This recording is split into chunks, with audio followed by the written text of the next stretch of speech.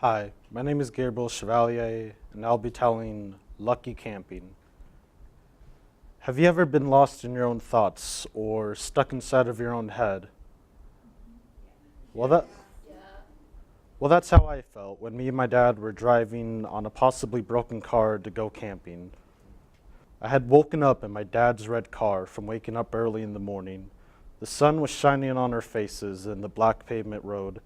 I told my dad, "Hey Dad, how far are we so far on the trip?" And he said, "Well, it's been an hour, but it should be smooth sailing from here."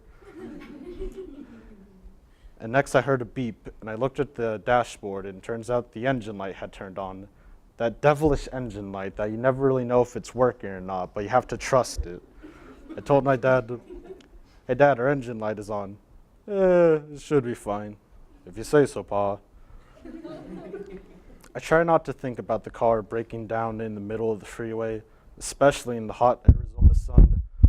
But then other thoughts began to worry me about the future, like what job should I get? Or what degree am I going to follow? Do I even know what I want to do with my life yet? These thoughts bubbled around and bounced in my head for a while during our 3-hour drive.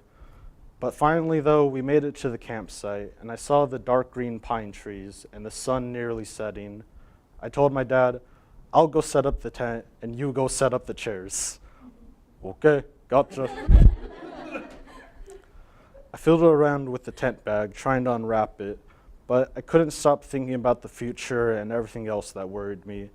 It was like I was stuck in my own mental prison. Everything, the outside world seemed to become muffled and blurry, up until I subconsciously swung a hammer onto the tent nail.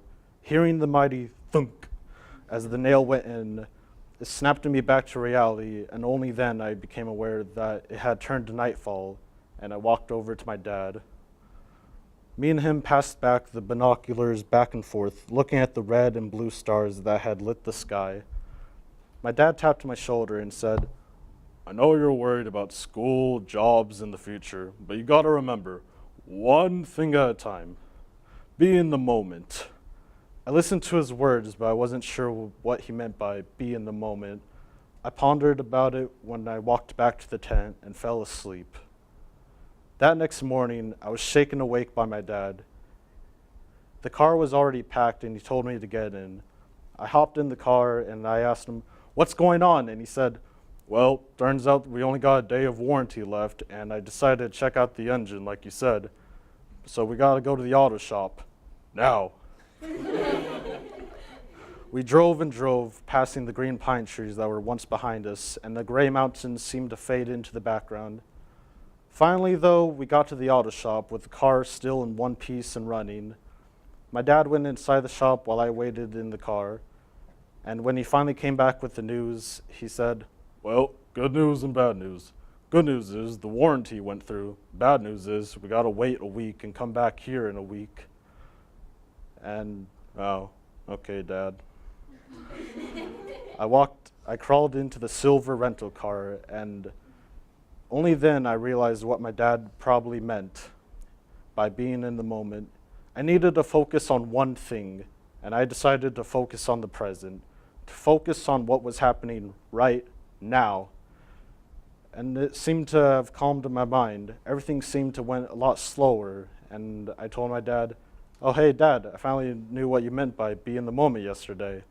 "Oh, that's good." "Remember, it takes time to think of this stuff. It'll come to you. Just relax."